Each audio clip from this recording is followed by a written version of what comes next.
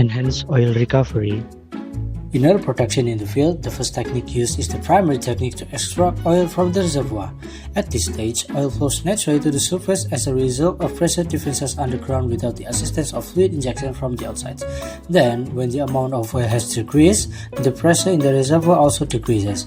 As a result, oil no longer flows to the surface naturally, so the next technique needs to be used. One technique that can be used is EOR, or Enhanced Oil Recovery. This technique can help maximize the amount of oil that can be exploited. EOR, or Enhanced Oil Recovery, is a technique that can be used when primary and secondary techniques are no longer effective in oil productions. EOR has several methods, including: first, the LSWF, or low salinity water flooding method, is carried out by injecting water with low salt content to the water that naturally exists in the oil and gas reservoir. This low salinity water can change the properties of the reservoir rock. The main effect is to change the properties of the oil from oil wet to the water wet. Basically, if oil is oil wet, it will coat and stick strongly to the rock, making it more difficult to release when sprayed with ordinary water. Thus, low salinity water can bring out more oil than the ordinary water. Second, another method that can be used is foam flooding. Foam flooding is a new breakthrough to overcome problems that arise when using the conventional methods, namely gas flooding. The gases typically used are CO2 or nitrogen. Conventional gas flooding technique have several drawbacks.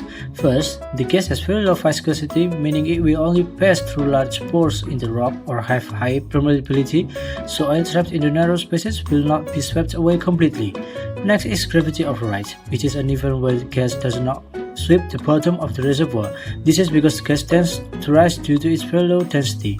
Therefore, foam flooding is used to help overcome the shortcomings described above. Foam is formed as a result of the reaction between gas and surfactants. When foam is formed, it can be covered to large pores of the rock, forcing the gas to sweep to the small pores of the rock that still contain trapped oil.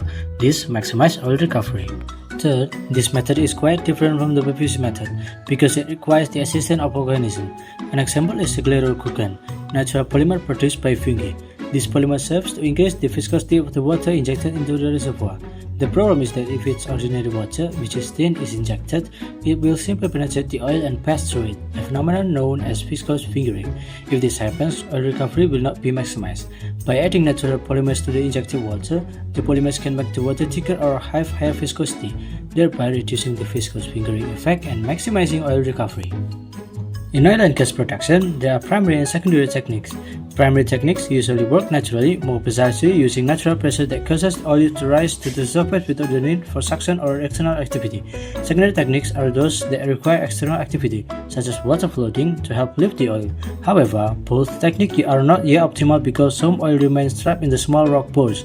This is where EOR comes in, serving as a solution to help lift the trapped oil so that oil and gas production can be maximized.